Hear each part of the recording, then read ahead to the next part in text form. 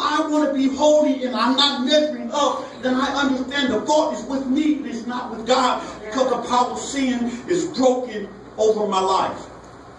And so he says, so the Lord requires something of you. Yeah. Okay, it's not magic. See, like when I heard the guy, brother, preaching, and it was kind of confirming because he said, like, the power is of God. Sure, the power is of God. That means that the power of God will come on you and influence your choices. But you still have to bring it home.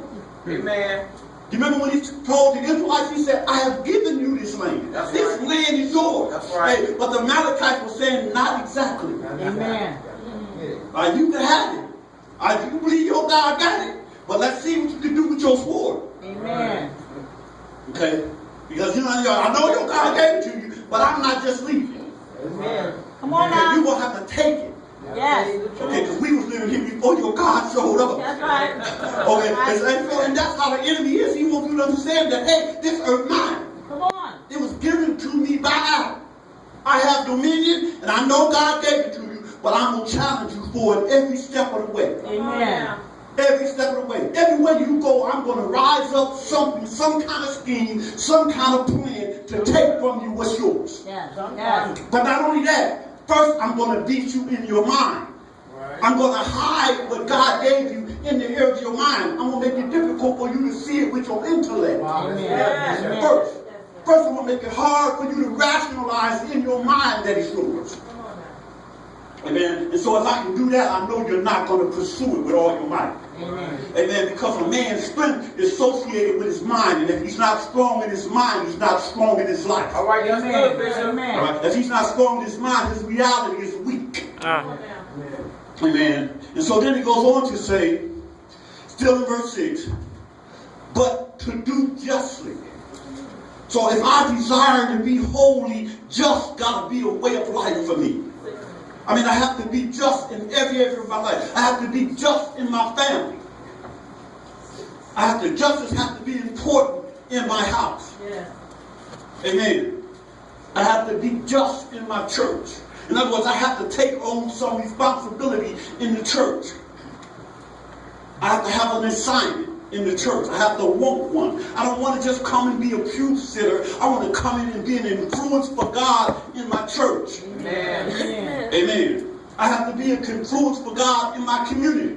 I have to be just. People have to see me do what's right. People have to see me live right. I have to be purpose that every day of my life I'm going to get up and be a positive influence for God in my family, in my community, and in my church. Also, I have to be that way in business. Come on. Yeah. I have to be just in business. I have to be honest in everything I do.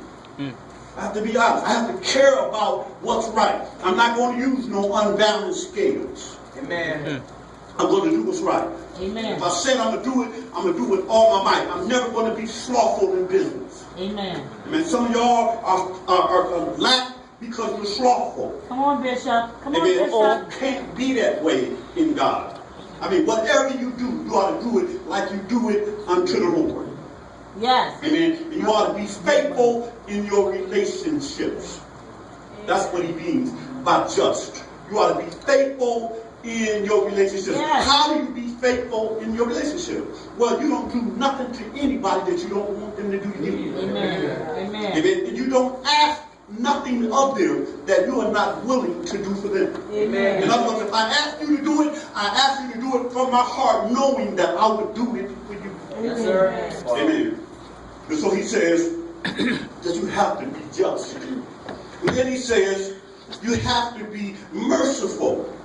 But he doesn't just say that you have to be merciful. He says you have to love it. Yes. You have to love mercy. In other words, what it means is that you have to live a life that you are a compassionate human being. That you are compassionate. Compassion has to motivate your actions.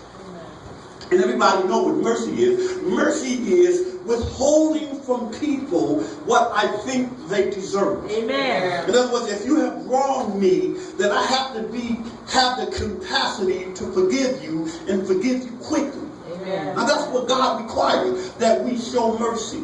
Yeah.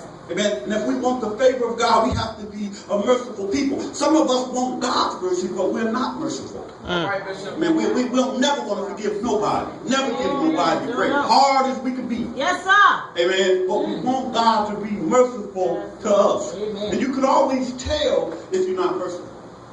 And here's how you tell. If you see somebody doing something you don't like, and it grieves you, chances are you're not a merciful person. Amen. Amen. Because you're